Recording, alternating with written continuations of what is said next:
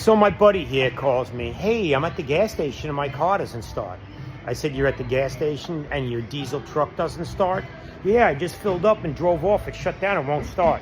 I said, you filled it up with gasoline. No, I didn't. No, I didn't. I said, you filled it up with gasoline. No, I didn't. No, I didn't. He filled it up with gasoline. Now, we have to cross fingers, drain, clean, and change, and hope for the best. Yep. Do not put gas in a diesel engine nor diesel in a gas engine. It sucks.